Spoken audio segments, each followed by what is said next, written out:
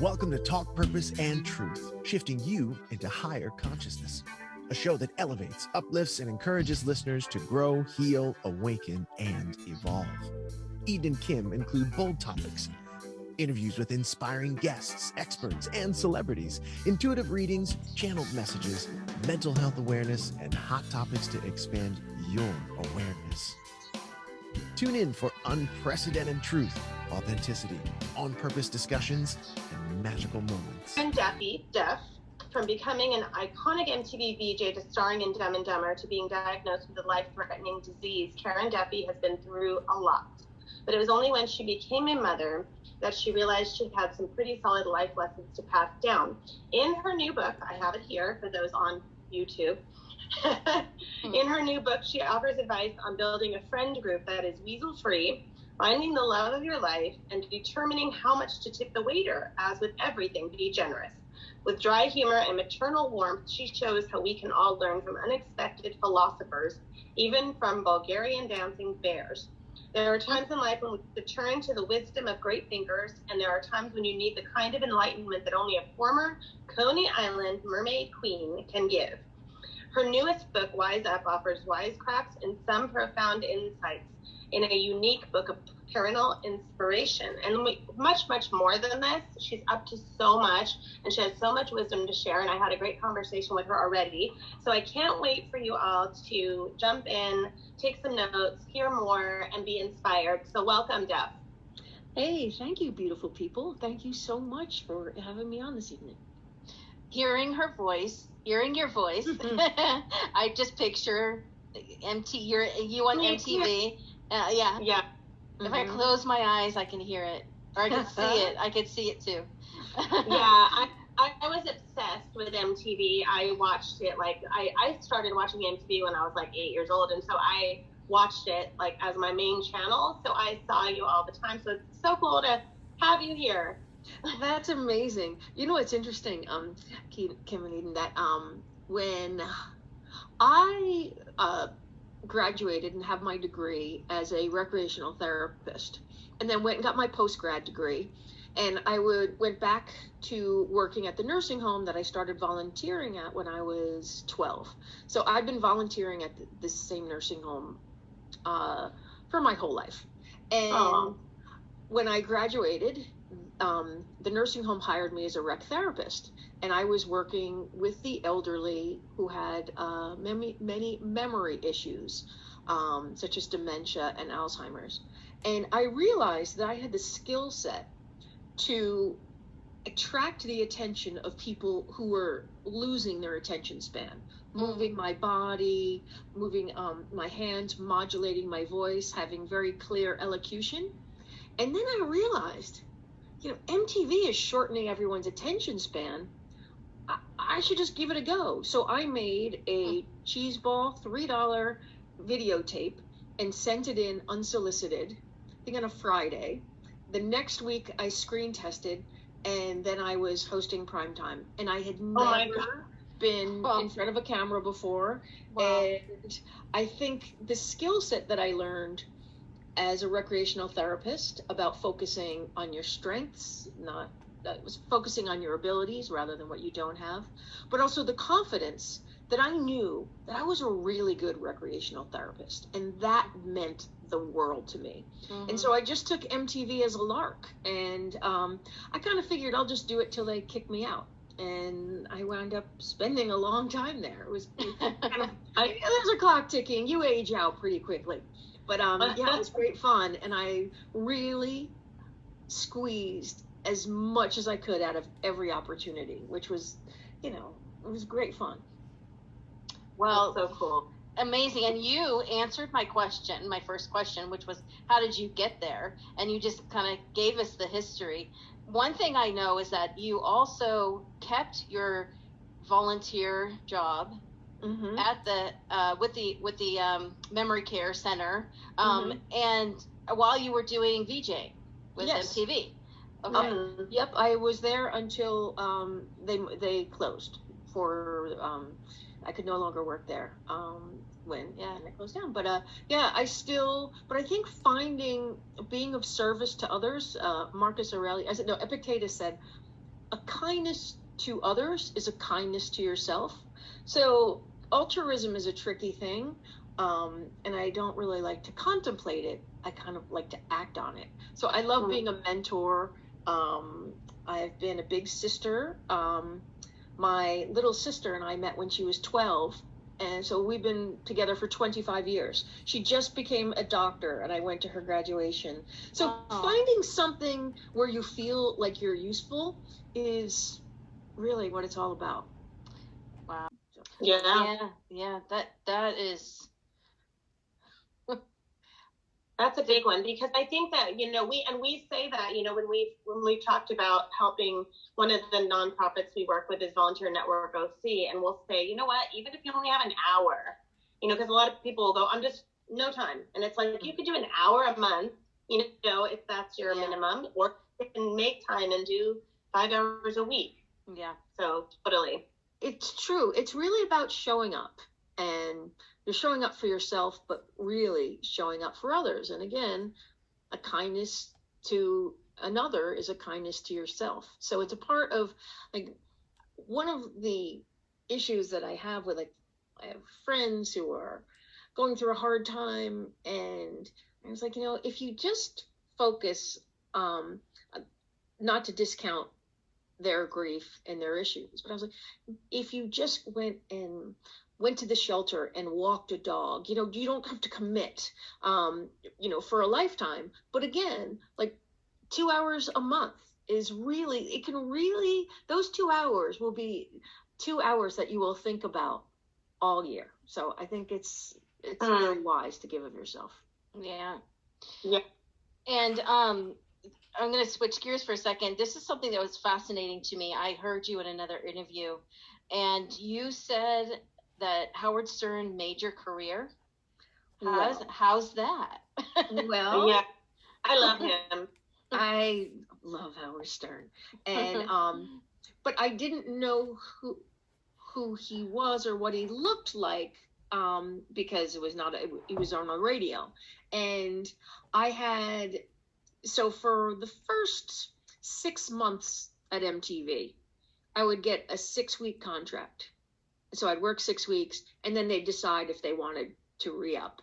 So they weren't really sure, like, every 6 weeks. So I figured, this is it. I am going to get the boot. And I figured I'll just go out in a blaze of glory. So we were at the Grammys. I was with another VJ, and there was a hot dog stand in front of Radio City. So I bought like 100 hot dogs, and they were all wrapped in foil. And I just started throwing them around to people and out of a big bag. And then when Metallica played, we lit lighters. So at the after party, Howard Stern asked me to do an interview. But again, it was really dark, and it's at the Rainbow Room. And I started talking to him, and he was just funny, and I loved him. And then the next day, my agent called and said, "What did you do last night?" And I was like, "Whoa, am I in trouble?" He's like, "No, they just got a 5-year contract." Oh and, gosh. My agent, he used to always say, like, I was like, "I don't know, man. This is kind of giving me the Jimmy legs, like not knowing if they're going to commit, or it's not a boost of confidence when you're doing something new." And he's like, "That's why they call it show business and not show fun, because it's all business." But I know, I still write Howard Stern thank you notes, because he did really impact my life, and I appreciate that. I think it's important to recognize there are many opportunities, and I'm glad I had the confidence to talk to him, and I'm grateful that because it's been a wild ride. It's been a lot of fun. Yeah. Wow. He's awesome. I love him. Yeah, I think we all do. Well, he's so smart, and I love that.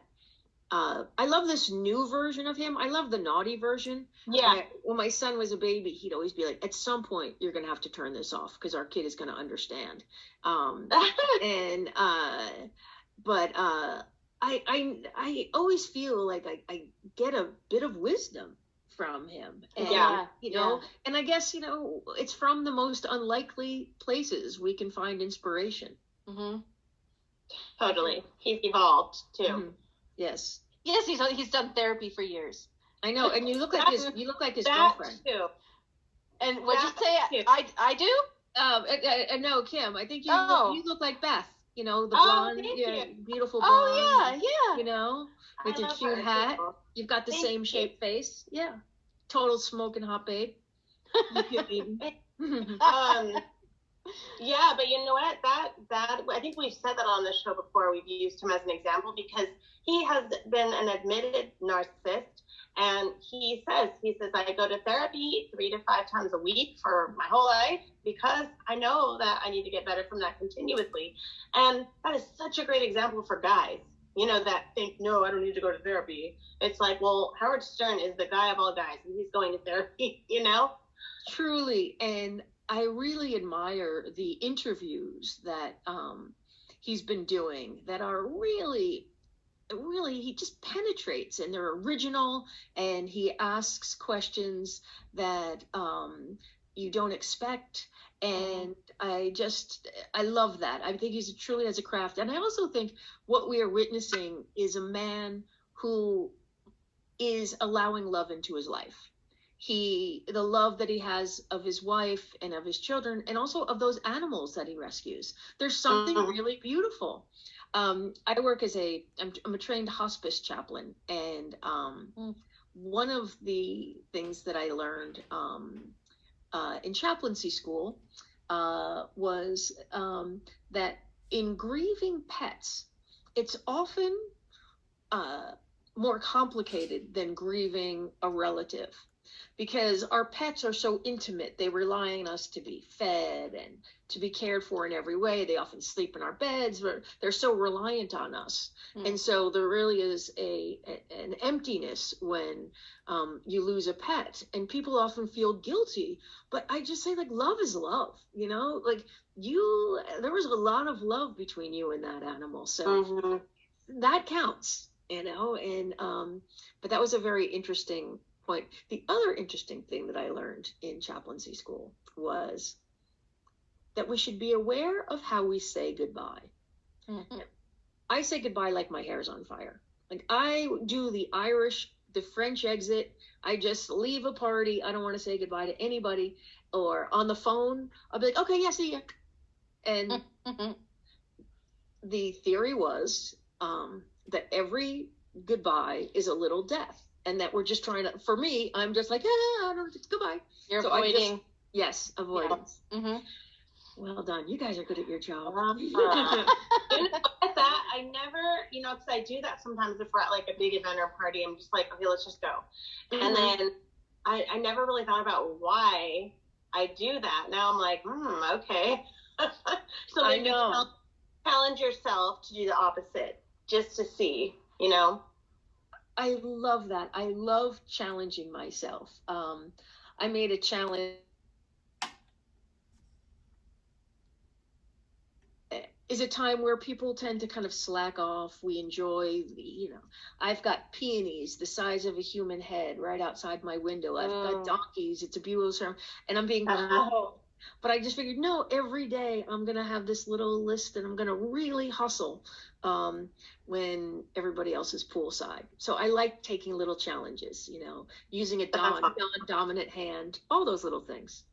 Oh my gosh. So you were talking about challenges. You were diagnosed with a rare form of the disease, sarcoidosis. Am I saying it right? Yes, thank you. Well done. Neurosarcoidosis in 95, and you've lived with chronic pain. And so I was really drawn to that when I was reading about your books and what you've been through in some of your interviews and how strong you are.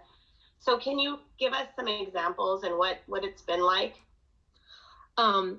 Thank you. And thank you for researching it and pronouncing it. So that thank you very much. So sarcoidosis is an orphan disease. There's about maybe 300,000 people who have it. And so what happens is the soft tissue in your body, in whatever organ is affected, becomes granular. So it becomes like sugar. So they're not tumors, but they're these granuloma lesions. So I had one in my spinal column and skull, and it grew so big that it destroyed all these nerves. So while I do have sarcoidosis of the central nervous system, I'm really a pain patient. I live with something, chronic pain, which is called complex regional pain syndrome. And so I didn't think it was possible to live in this level of pain for half my life. But I found ways to kind of negotiate with it. I mean, it's funny, when you have an illness, there's a lot of war-like metaphors. Like, I'm going to beat this, and then we're going to blast it, and then you're going to fight it, and then we're going to, detonate it. And I was like to my doctors, I'm a lover, not a fighter. So I don't want all these war-like metaphors like about my body, because if I hated this pain, I would hate a huge part of my life. At some point, I have to negotiate with it and find a way to live peacefully. And one of the things that I learned is that chronic pain and happiness can coexist. And do what you love and lots of it. So I really try to do that. I also try to be a good friend to myself, treat myself the way I would treat somebody that I really cared about. And often women, we put ourselves, we're not on the forefront of our checklist.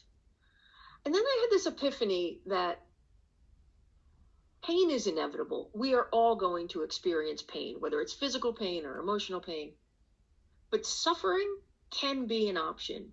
I live in pain, but I am not suffering. I'm not enjoying it, but I am thriving while living with this chronic pain. So I take a lot of medicine. In New York, they say you're never more than 6 feet from a rat. I'm never 6 feet from my medicine. And I have a cream that I wear and pain patches, and I take medicine. And on days that I feel great, like, I'm so grateful. And on days where I am roped to my sofa like Gulliver, I'm like, okay, this is an opportunity to read, to be quiet, to meditate. And I think I'm grateful. I can't believe that my body has carried me this far, this amount of what's called intractable pain. So it's tough. It's tough, but Stoic philosophy really helped me too. And that's part of your book, right? Yes. That's what your book is based on. Yes. Okay. So I really, when I figured, after I graduated, we forget 80% of what we've learned the day before. And so I'm always writing things down, and because I want to keep it up there in my noodle. So I started reading Stoic philosophy, and what really drew me to it is a very simple quote from Epictetus, my main man, Stoic philosopher. And he said, if you make beautiful choices, you will make a beautiful life. And it's so simple, but I've really found that having a philosophical scaffolding, helps me think when I don't know what to think. Wow.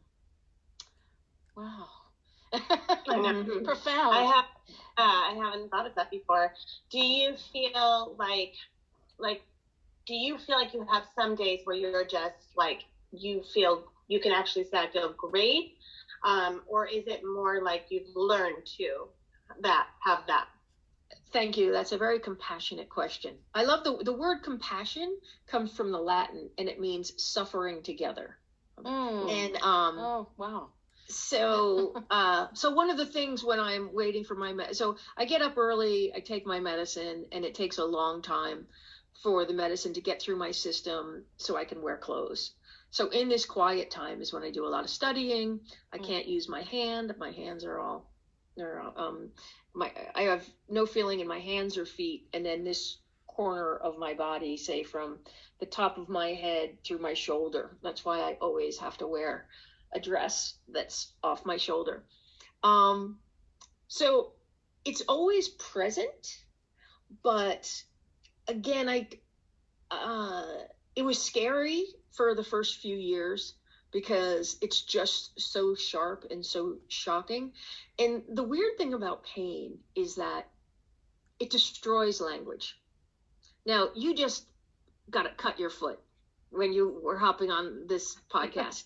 Yeah. And when you're in pain, you're just like, ugh, yeah. Words. It seems like our language part of our brain just seizes up. And it's interesting. The word pain comes from the Latin base pona, meaning punishment or penalty. And chronic comes from time. So acute pain, so you just cut your foot. So acute comes from the Greek, meaning sharp. So usually there's a visible injury. So an acute pain lasts from an instant for 3 weeks, till 3 months. Any pain going from 3 months to the rest of your life is called chronic. And, there's a lot of shame attached to chronic pain, and it's often because we don't know how to talk about it. It's invisible. So I think when you see people who look like they're fairly high functioning, it can be like, well, what's going on? So I'm very active in the chronic pain community at US Pain and the International Pain Association. And I have a website called wiseupstoic.com. And I just try and every day do a little bit of service of people who are in pain and maybe don't have the support system that I have. I did go to therapy when I was ready, and I realized I was going to be living in pain for the rest of my life, however long that was. And I didn't want to fall into a hole that I didn't know how to get out of. And so I went to a psychologist who studies the psychology of illness in women. And it was profound. And Thank you for listening to Talk Purpose and Truth podcast. Find out more at talkpurposeandtruth.com. And follow us at Talk Purpose Truth on Instagram and Facebook.